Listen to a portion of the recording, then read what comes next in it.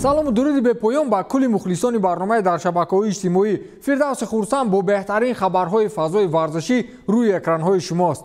Рафтем. бозии марказии даври нимниҳоии Лигаи Чемпионҳо низ паси сар шуд. ситораҳои Париж муқобили бачаҳои чолоке аз дастаи манчестерӣ оҷизан дар маркази Париж шикаст хӯрданд. инро расонаҳои иттилоотӣ навиштанд бархурди шайхҳои араб ба нафъи шайх Мансур хотима ёфт.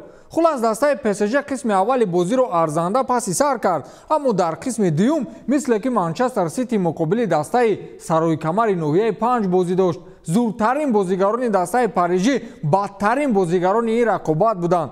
пеш аз бозӣ расонаҳои иттилоотӣ менавиштанд ки Мбаппе як ваҳшате барои Пеп Гвардиола хоҳад буд, аммо ҳама чӣ баръакс шуд. кор то ҷое расид ки Гвардиола ӯро ба як дифогари даста бовар кард. баъзеҳо ҳатто ҳис накарданд ки Мбаппе дар ҳамин бозӣ буд ё набуд. ӯ қариб ягон зарба ҷониби дарвозаи Сити назад. ӯ дар ин бозӣ нақши дуюмдараҷаро бозӣ мекард. ҳамлаҳои дастаро Неймар ва Ди Мария созмон медоданд. Мбаппе ё пешакӣ равонан худро мағлуб кард, ё воқеан пасу партофтоб ба ӯ равона намешуд. натиҷаи омори бозӣ ин аст ки Мбаппе ягон зарбаи мустақим ҷониби дарвозаи рақиб надорад. ин хел мушкилӣ дар рақобатҳои Лигаи Чемпионҳо бори аввал аст ки ба ин бозингар рӯбарӯ мешавад. аз соли 2016 инҷониб Мбаппе ҳадиақал як маротиба дифогарони дастаи ҳарифро паси худ мегузошт, аммо ин навбат нашуд. сустарин ё худ бадтарин бозигарони дастаи Париж Килиан Мбаппе ва Keylor Navas дониста шуданд. ҳарчанд Навас баъди иштибоҳояш бо сейфҳои ғайриоддӣ худро як нав сафед кард, аммо Килиани ба қавли воима дар қиёс ба ҳамлагарони дастаи Манчестер Сити хеле кӯчак ба назар мерасид. мисли бачакое ки нав футболро ёд мегиранд ку. хулас як нафар ба ман гуфт ки Реал ва Манчестер Сити дар финаланд, Реал чемпион мешавад. саҳнаи дигаре ки дар ин бозӣ рух доду аллакай дар саҳифаҳои шабакаҳои иҷтимоӣ чарх мезанад, ин бархурди сармураббии дастаи Манчестер Пеп Гвардиола ва футболбози дастаи ПСЖ Марко Верати мебошад. дар як бархурди Верати ӯ як бозигари дастаи Манчестер Сити Пеп Гвардиола асабӣ шуд ва доварро маҷбур кард ки ба Верати корди зард нишон диҳад. ин гапро Пеп такроран фарёдзанон ба довар гӯшрас мекард ки ин боиси харобшавии асабҳои Верати гардид ва ҷониби Гвардиола хашмгинона дод заду гуфт: ту чӣ мехоҳӣ, ҷоғатро гир. инро журналистони пойгоҳи хабарии Sky Sport расонаӣ карданд ки ҳоло дар саҳифаҳои шабакаҳои иҷтимоӣ муҳокима мешавад. албатта дар чунин рақобатҳои ҳассос ҳар кор шуданаш мумкин, вале мисли Мбаппе дар майдон сайрugашт карда гаштан гумонам беҳтар аз ҷангу ҷанҷол аст. бозии дастаҳои Реал ва Челси низ баръакси интизори мухлисони Реал ва аксарияти мухлисони дигар баргузор шуд.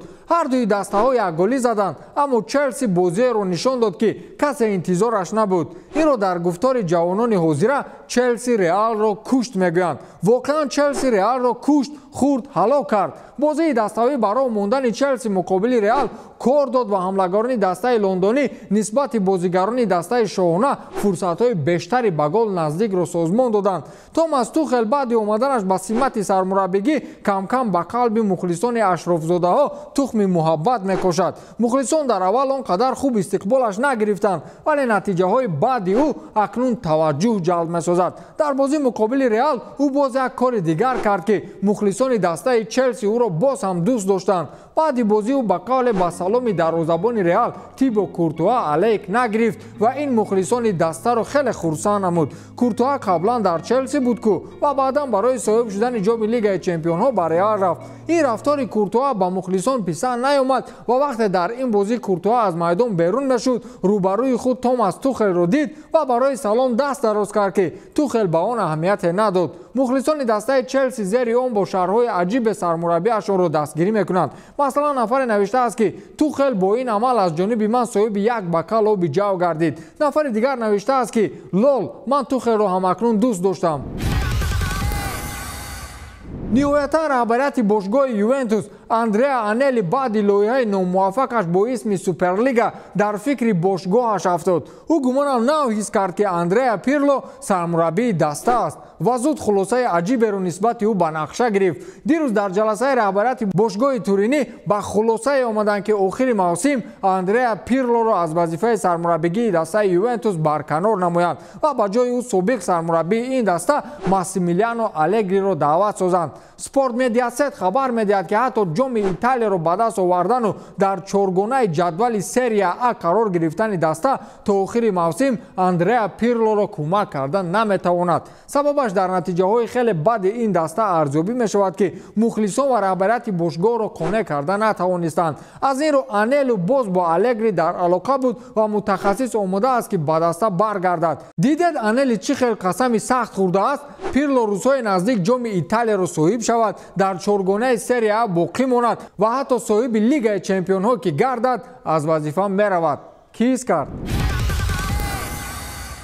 пойгоҳи хабарии ТНТ Спортс бо нашри як иттилоъ аз шартномаи пешниҳодкардаи дастаи ПСЖ ба бозигари дастаи Барселона Лионел Месси хабар дод. журналисти машҳури ин ниҳод Марсело Бехлера гуфтааст ки ПСЖ ба Месси шартнома бо тарҳи 2+1 пешниҳод кардааст. маблағи гузаришро дастаи Париж дастнорас барои дигар бошгоҳҳо арзёбӣ кардааст. яъне маблағи гузариш маълум аст вале пинҳон. касе аз ин маълумот хабаре пайдо карда наметавонад. аммо медонед ки аз ҳама далели асосии ин шартнома чӣ аст? ғолибият дар мусобиқаи Лигаи Чемпионҳо.